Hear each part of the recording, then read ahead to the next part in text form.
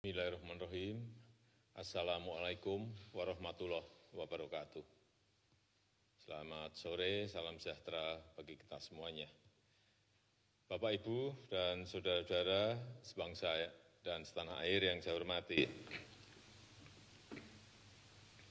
Kita merasakan semuanya dampak dari pandemi COVID-19 yang dirasakan oleh masyarakat luas, baik itu pengusaha, pegawai, pekerja pabrik, supir taksi, supir bus, supir truk, kernet, pengemudi ojek, petugas parkir, para pengrajin, pedagang kecil, pelaku usaha mikro, dan masih banyak lagi.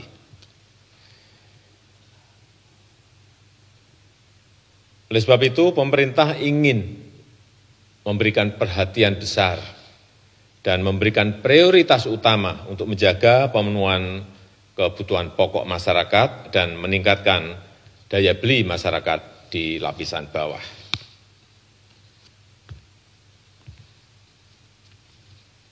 Pada tanggal 31 Maret yang lalu, saya telah menyampaikan kebijakan mengenai penerima manfaat dari program Keluarga Harapan yang diberikan kepada 10 juta keluarga penerima. Jumlahnya, total anggarannya adalah 37,4 triliun rupiah. Kemudian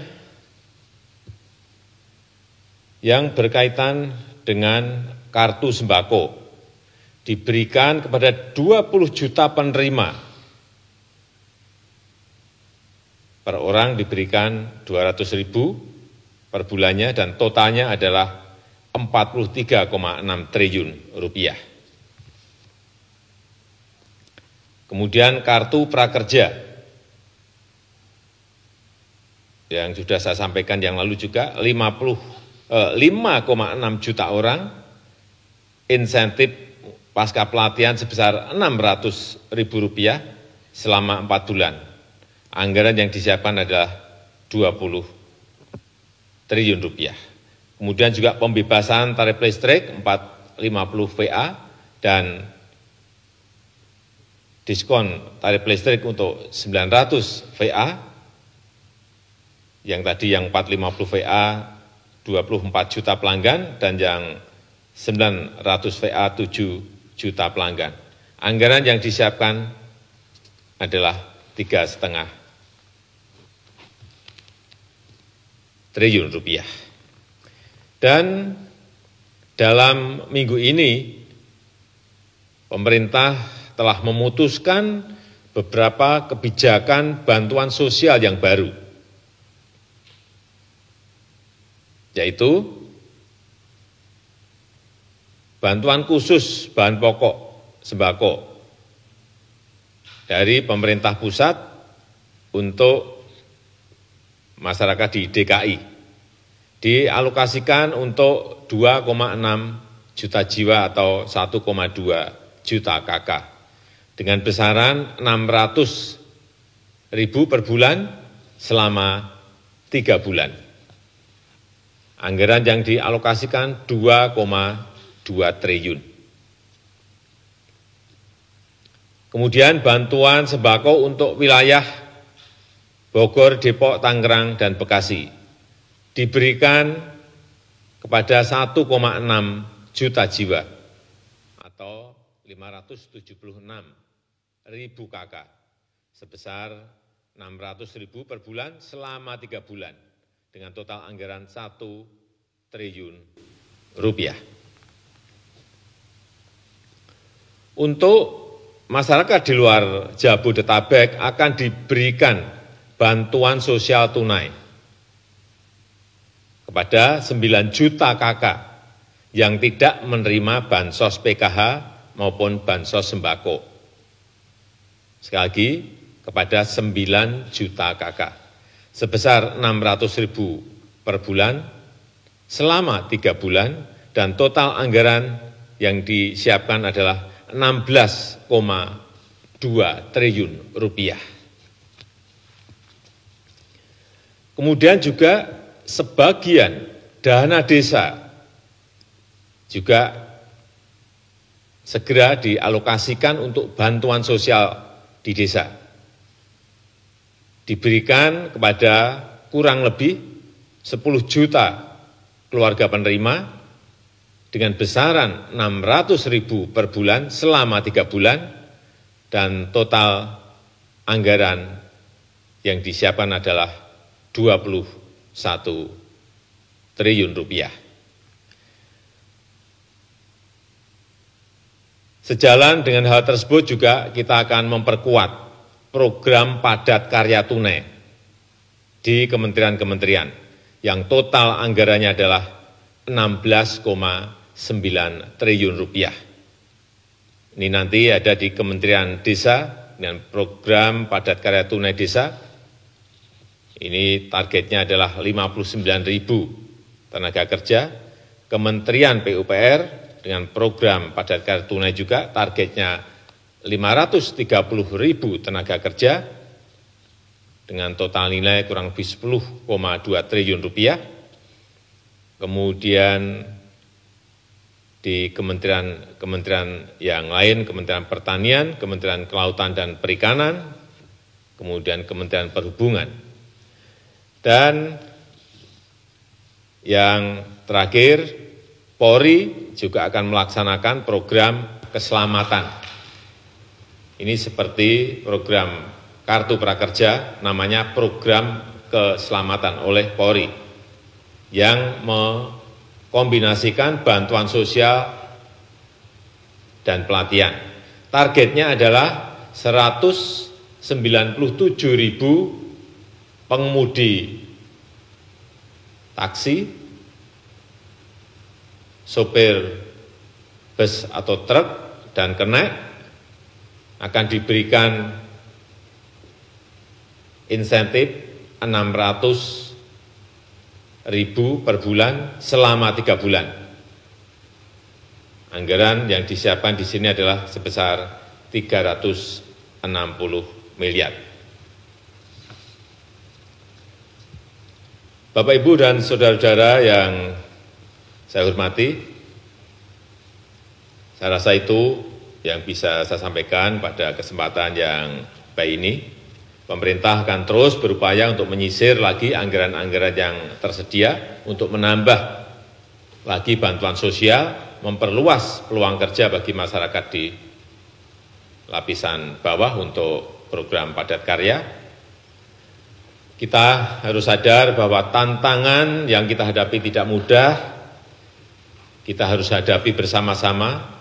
Saya mengajak para pengusaha untuk berusaha keras mempertahankan para pekerjanya, dan saya mengajak semua pihak untuk peduli kepada masyarakat yang kurang mampu.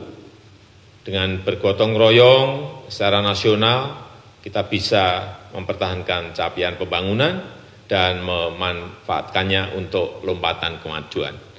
Dan sekali lagi saya ingin memberikan apresiasi yang tinggi kepada seluruh jajaran yang bergerak di depan dalam hal ini, dokter, para perawat, tenaga medis yang berada di rumah sakit dalam kita berperang melawan COVID-19 ini.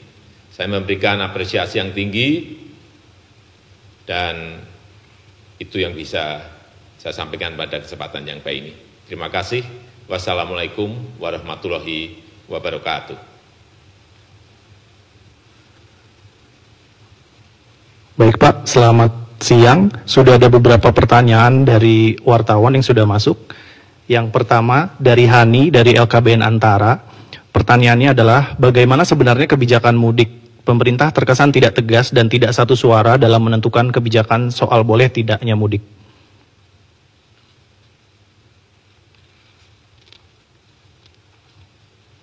Kebijakan mengenai mudik ini yang pertama hari ini, tadi sudah kita putuskan bahwa untuk ASN, TNI dan Polri, serta pegawai BUMN dilarang mudik.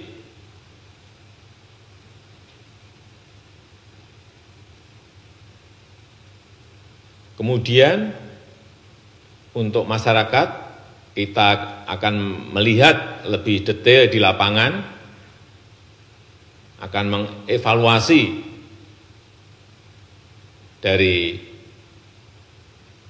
hal-hal yang ada di lapangan. Untuk itu, sekali lagi, pemerintah menganjurkan untuk tidak mudik.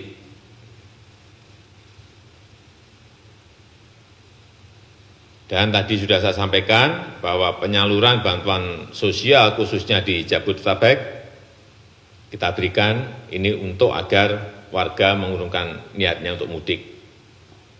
Kemudian juga transportasi umum juga akan kita batasi kapasitasnya. Kemudian yang memakai kendaraan pribadi juga akan kita batasi dengan pembatasan kapasitas angkut mobil dan motor. Baik, berikutnya yang kedua Pak, dari Dimas Jarod dari katadata.co.id. Terkait dengan bansos yang akan diberikan pemerintah bagi warga Jabodetabek, bagaimana memastikan warga tidak mudik ketika sudah menerima bansos? Apakah akan ada sanksi jika warga tersebut tetap mudik walau sudah menerima bansos? Ya, tadi sudah saya sampaikan bahwa bantuan sosial khusus untuk Jabodetabek ini agar warga tidak mudik. Tetapi sekali lagi nanti akan ada evaluasi dan kemungkinan juga bisa kita akan memutuskan hal yang berbeda setelah evaluasi di lapangan itu kita dapatkan. Tetapi memang perlu saya sampaikan bahwa dari awal pemerintah sudah melihat bahwa mudik lebaran ini bisa menyebabkan meluasnya penyebaran COVID-19 dari Jabodetabek ke daerah-daerah tujuan. Tapi pemerintah juga mengkalkulasi bahwa ada dua kelompok pemudik yang tidak bisa begitu saja kita larang-larang. Karena ada juga yang pulang kampung karena alasan ekonomi. Yang kelompok pertama, warga yang terpaksa pulang kampung karena masalah ekonomi setelah diterapkannya pembatasan sosial, sehingga penghasilan mereka turun atau bahkan tidak memiliki pekerjaan dan tidak memiliki penghasilan. Kelompok yang kedua adalah warga yang mudik karena tradisi yang sudah puluhan tahun kita miliki di negara kita Indonesia. Jadi sekali lagi, pembatasan mudik dan kemungkinan adanya larangan mudik itu akan kita putuskan setelah melalui evaluasi di lapangan yang kita lakukan setiap hari. Tetapi sekali lagi, bahwa larangan mudik untuk ASN, untuk TNI dan Polri, serta pegawai BUMN, serta anak perusahaannya, itu per hari ini bisa saya sampaikan. Baik, berikutnya yang ketiga, yang terakhir Pak, dari Liza Liputan6.com. Pak, kenapa aturan PSBB terlalu berbelit-belit dan birokratis? Sementara dalam kondisi pandemi virus corona seharusnya cepat mengambil keputusan. Saya kira kita semuanya dalam kondisi seperti ini jangan sampai mengambil keputusan itu salah. Semuanya harus hati-hati dan tidak gerusa-gerusu. Dan juga perlu saya sampaikan bahwa pelaksanaan PSBB ini tidak diberlakukan secara seragam di seluruh Indonesia, melainkan kita ingin melihat kondisi masing-masing daerah. Dan PSBB ini ditetapkan oleh Menteri Kesehatan Dan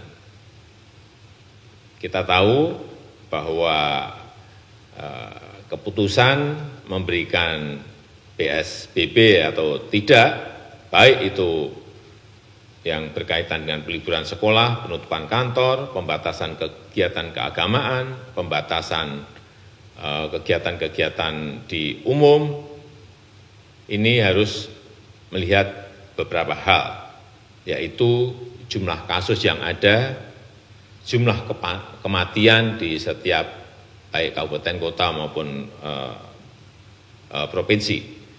Dan tentu saja didasarkan pada pertimbangan epidemiologis, besarnya ancaman, dukungan sumber daya, pertimbangan ekonomi, sosial, budaya, dan keamanan. Ini penting sekali lagi, kita tidak ingin memutuskan itu gerusa-gerusu, cepat tetapi tidak tepat. Saya kira lebih baik kita memutuskan ini dengan perhitungan, dengan kejernihan, dan kalkulasi yang detail dan mendalam.